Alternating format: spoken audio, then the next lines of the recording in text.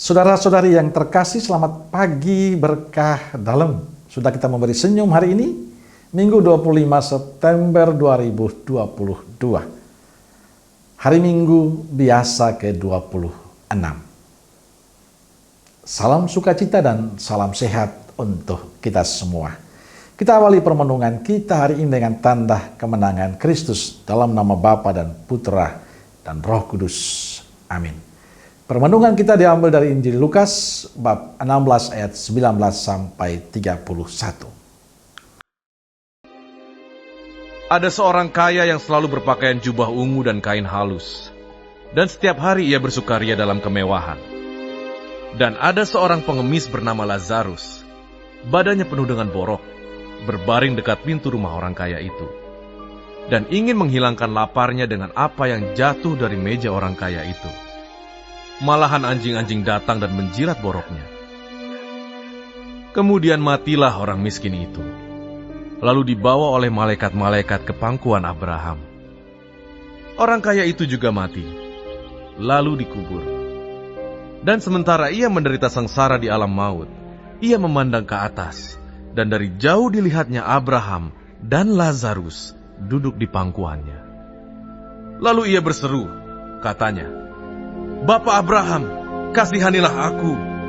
Suruhlah Lazarus supaya ia mencelupkan ujung jarinya ke dalam air dan menyejukkan lidahku, sebab aku sangat kesakitan dalam nyala api ini." Tetapi Abraham berkata, "Anak, ingatlah bahwa engkau telah menerima segala yang baik sewaktu hidupmu, sedangkan Lazarus segala yang buruk. Sekarang ia mendapat hiburan, dan engkau sangat menderita. Selain daripada itu, di antara kami dan engkau terbentang jurang yang tak terseberangi, supaya mereka yang mau pergi dari sini kepadamu, ataupun mereka yang mau datang dari situ kepada kami, tidak dapat menyeberang." Kata orang itu, "Kalau demikian, aku minta kepadamu Bapa, supaya engkau menyuruh dia ke rumah ayahku, sebab masih ada 5 orang saudaraku, supaya ia memperingati mereka dengan sungguh-sungguh, agar mereka jangan masuk kelak ke dalam tempat penderitaan ini." Tetapi kata Abraham, "Ada pada mereka kesaksian Musa dan para nabi. Baiklah mereka mendengarkan kesaksian itu." Jawab orang itu, "Tidak, Bapak Abraham. Tetapi jika ada seorang yang datang dari antara orang mati kepada mereka, mereka akan bertobat." Kata Abraham kepadanya, "Jika mereka tidak mendengarkan kesaksian Musa dan para nabi, mereka tidak juga akan mau diyakinkan, sekalipun oleh seorang yang bangkit dari antara orang mati." Saudaraku terkasih, dalam kehidupan kita, jurang di antara kaya dan miskin semakin lebar. Yang kaya terus menjadi kaya, yang miskin bahkan semakin miskin. Dalam bacaan Injil hari ini, Yesus memakai simbol dan ungkapan-ungkapan yang digemari di Israel zaman itu. Dikatakan dalam Injil, pangkuan Abraham, atau di antara kami dan engkau terbentang jurang yang tak terseberangi. Injil bicara tentang jurang antara kaya dan miskin. Orang kaya dalam perumpamaan ini adalah anak Abraham. Dengan status ini, ia merasa yakin kelak akan masuk surga. Namun Injil berkata lain, setelah kematian ia malah berada di neraka. Pasalnya ia tidak mengasihi Allah dan sesama.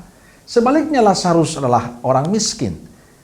Selama hidup ia menderita, ia hanya bisa memohon pertolongan kepada Allah agar menikmati surga bersama Abraham. Ia hanya bersandar pada kemurahan Allah. Saudaraku terkasih, perumpamaan Injil hari ini Yesus tujukan pada orang-orang Farisi. Yesus melihat mereka sebagai pencinta uang, pencinta kekayaan yang tidak peduli pada sesamanya.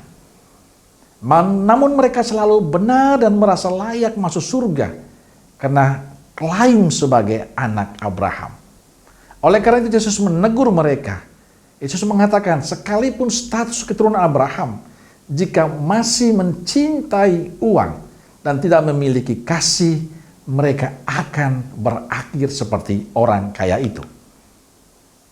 Saudaraku yang terkasih, kutipan Injil ini merupakan suatu peringatan untuk yang kaya, yang buta terhadap kebutuhan yang miskin, yang memiliki harus bertanggung jawab terhadap yang tidak memiliki. Orang kaya dalam Injil dihukum hanya karena menolak memberi bantuan kepada saudaranya yang sangat membutuhkan. Injil mendorong kita untuk lebih giat berbagi dan peduli pada yang membutuhkan. Jelas, selama masih hidup dan kita memiliki sesuatu, tugas kita untuk terus berbagi.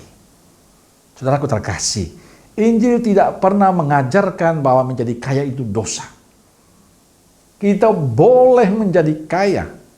Dan banyak di antara kita tidak hanya kaya, tapi sangat kaya. Tapi masalahnya, apakah dengan kekayaan itu membuat kita lebih dekat dengan Tuhan dan peduli pada yang lain ataukah tidak? Atau jangan-jangan kekayaan itu menguasai hidup kita sehingga kita buta pada yang membutuhkan. Sabda Tuhan hari ini mengingatkan kita agar kita tidak terjebak dan tergoda oleh materi semata, sehingga berakhir pada binasa. Sebab jika kita tidak memprioritaskan Allah dan sesama yang dikasihi, sesungguhnya kita sedang menuju kepada kebinasaan. Saudaraku terkasih, Tuhan tidak pernah melarang kita untuk menjadi kaya.